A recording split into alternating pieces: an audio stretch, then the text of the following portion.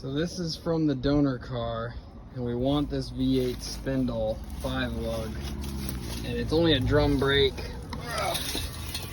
Drum brakes, but I mean we got drums at all 4 now with 4-lug stuff, and it looks like that might be another 5-lug wheel spare. But I brought the dolly, so I'm gonna load this up and bring it back to the shop.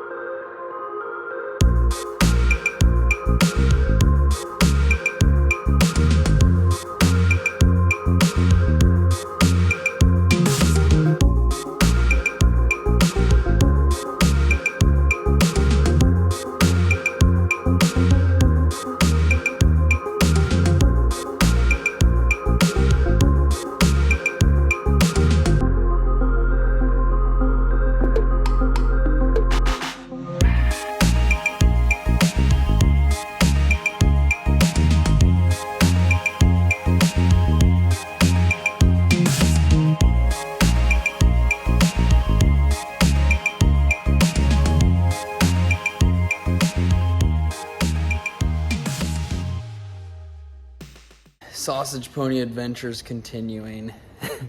Getting ready to do the front 5-lug conversion, and the car's been sitting there for like 3 months now, maybe 2 or 3, I don't know, long time though. Well, the 5-lug wheels that I had on the donor car, the Mustang, I was going to use them, but it ends up only 2 match. So it looks like 2 factory Ford wheels, and then another one, maybe it was the convenience spare, it's thinner, the wheel is smaller, and then a BMW wheel. And they're all 14-inch, but the BMW wheel is way different, where the offset backspacing, so there's 2 that match and 2 that don't.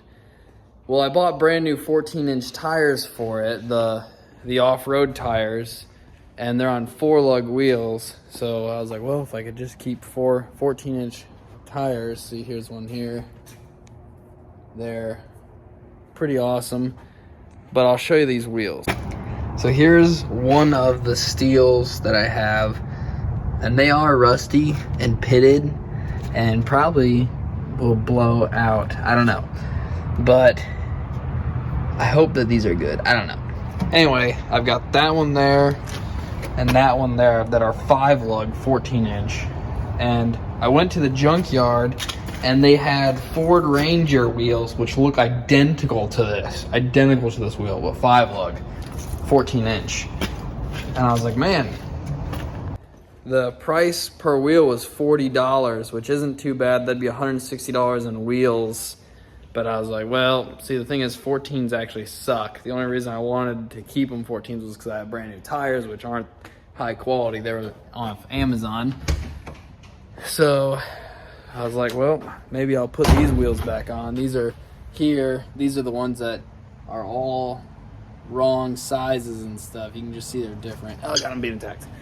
But, so I was like, well, if I'm going to spend money on wheels, I can get 15-inch vintage torque thrust, brand new with tires on them from I think it was CJ Pony Works for $740. So I was like, I'd rather wait more months. Then I got this idea. I could steal the GT wheels off this car. So the fronts hold air, the rears have holes in them, but this one holds air and it's a 14. And this one holds air, and it's a 14. So I guess I should just make sure that they look similar at least. And then, I mean, they look pretty about the same. So I'm thinking take these and put these on one side. So when you look at the car from like one side, it'll have the GT wheels, and then the other side will just have the stock wheel. So I think I'm gonna take these wheels off this car and put it on cinder blocks.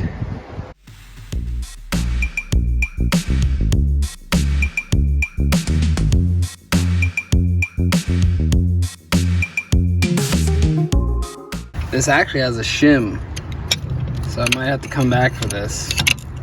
So I'm gonna leave it there though. That's like microscopic, that's what she said. Maybe 1/8 of an inch or something. It's super windy and I don't have my mic that my wife bought me. She bought like a mic to clip onto my shirt and I lost it. But I got these broken bricks here, stacked on this side. Really kind of sketch. I loosened these, so hopefully we're gonna reuse these lug nuts and everything.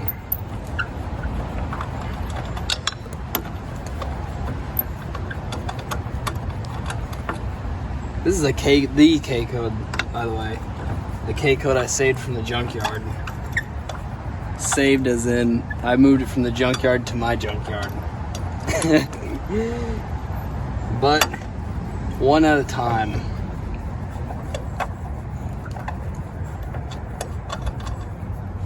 Plus, I'm acquiring actual K code specific parts for this car. So, instead of redoing it with mismatched stuff. Look at that. Mint. It's got a spacer too. I'll leave it right there. So here is the V8 Spindle and brake assembly. So 5 lug. This was from the junk Mustang as well, the one that got scrapped. So I got it mounted in the vise upside down because I'm going to try to pull this drum, this shell, pull this off so then I can clean it. And I do have new brakes that'll go underneath this. And I want to wire wheel this and paint it all. So I'm going to start tearing into this. It's probably going to require it because this is locked up. It will not spin at all. So that's going to be a pain. I do have the torch there to apply heat. But all right, I'm going to give it a shot and see where I can get it. It's been about 10 minutes beating on it, and I've kind of messed it up in some spots with a chisel because I can't find a flat punch. But I cut this pin off that holds the brakes, and I had to chisel that one off. Still won't come off. And so I'm gonna take this nut off. Just there's like a hub behind here. This slides onto it, but maybe if that is maybe it's rusted to it. I don't know. But I'm just gonna keep unbolting things and pounding on it and seeing what happens. Maybe I'll even, no, because that'll probably spin on the other side. I don't know. But it's on there pretty good. Well, this is really crusty, but it comes off all right.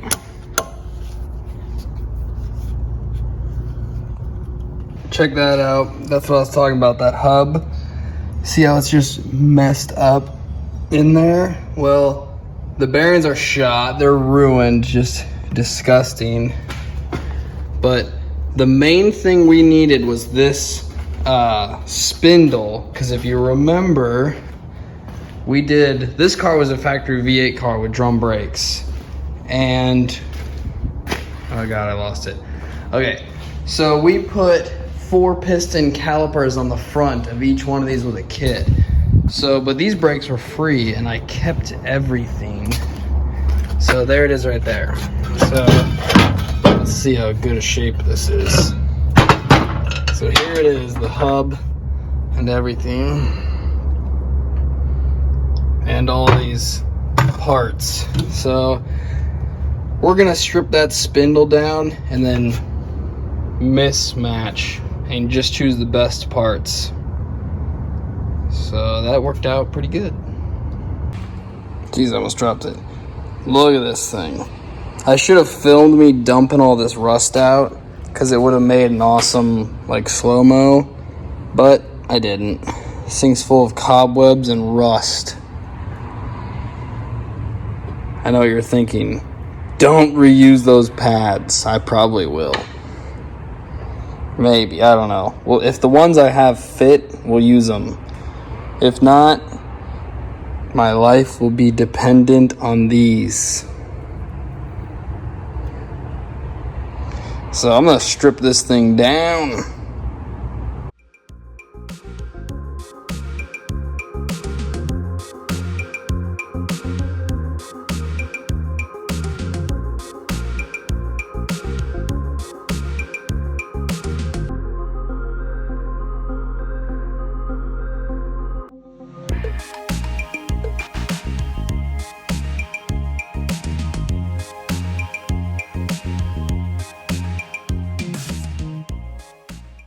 So there's still a part of a bearing right there. It came off, or it was stuck, and then the top part and the bearings came out. But I'm gonna wire wheel it so I can kind of see better, see where we're going at, and it'll be cleaner.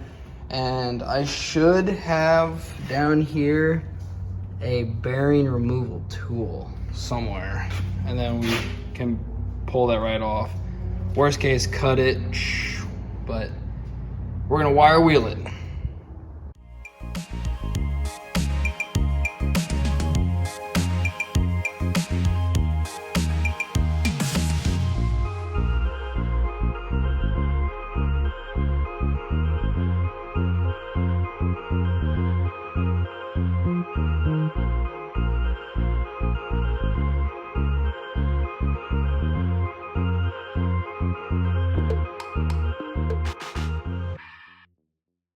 I nicked it with the grinder, but that won't impact it or not. It's got enough pitting here. Oh, see that? I did not damage the integrity or the value of this. But once again, this is for the sausage pony. This is an inline 6 car that was in the junkyard. The fact that it's even getting upgrades is awesome. So I'm gonna clean that up, probably paint it, and gotta go in for the night. So this will be done some other time.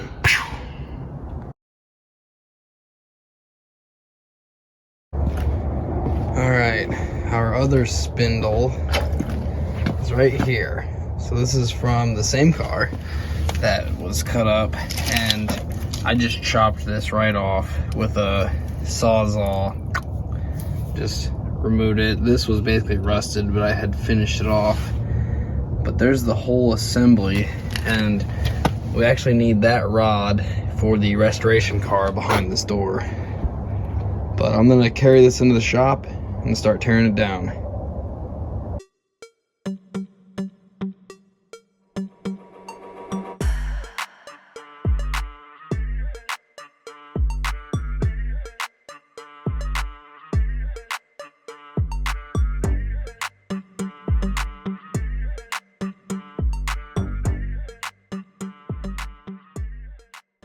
I cannot get this one off. Look at all the rust that has come out of it so far. Just mounds of rust. And it is froze up in there. I've removed these bolts, totally torn this thing apart, and it is solid. It does not want to let go.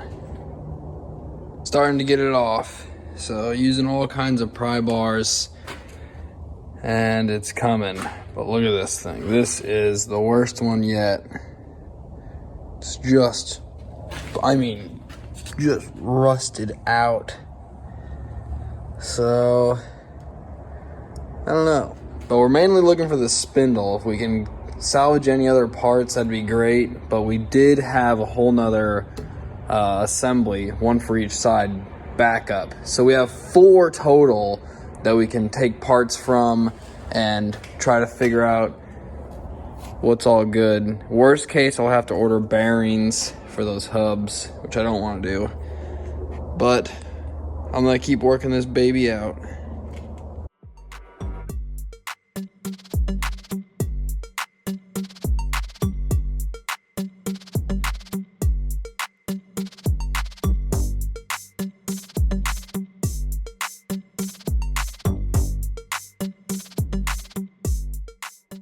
All right, so the storage on my phone was full, so I couldn't record anything for I hit my Datsun, for quite some time, but I will flip the camera around and show you my progress. So I got them all apart and wire wheeled everything.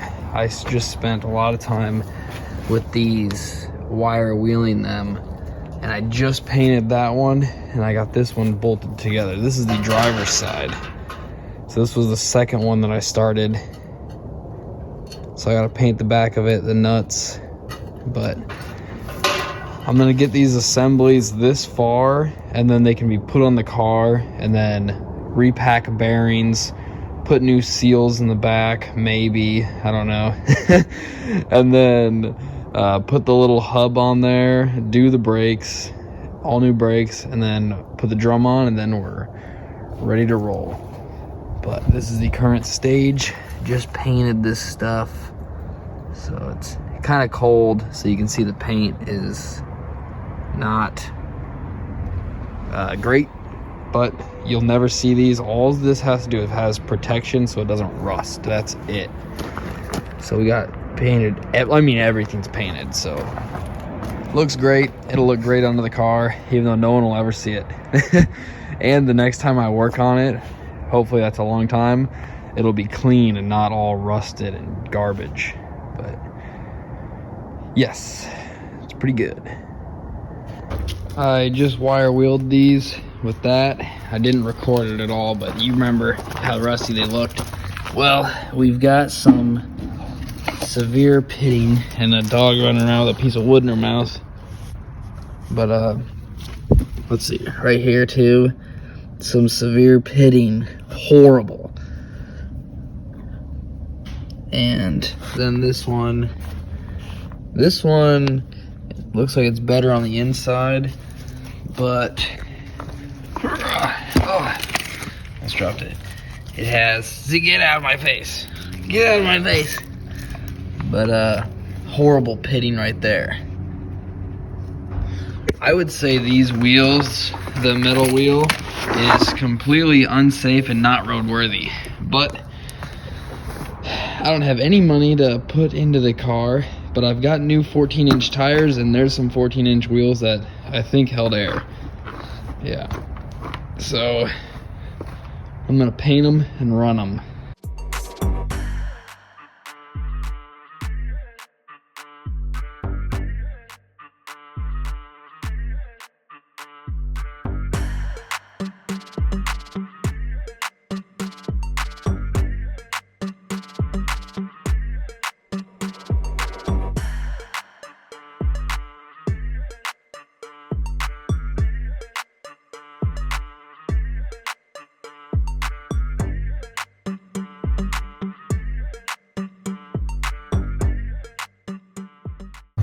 I'm just gonna throw some paint on these. These wheels will probably just remain for off-road use. I am putting those snow tires, the snow tires on these, so they're pretty aggressive tread. If you remember when I first did it, first got those wheels when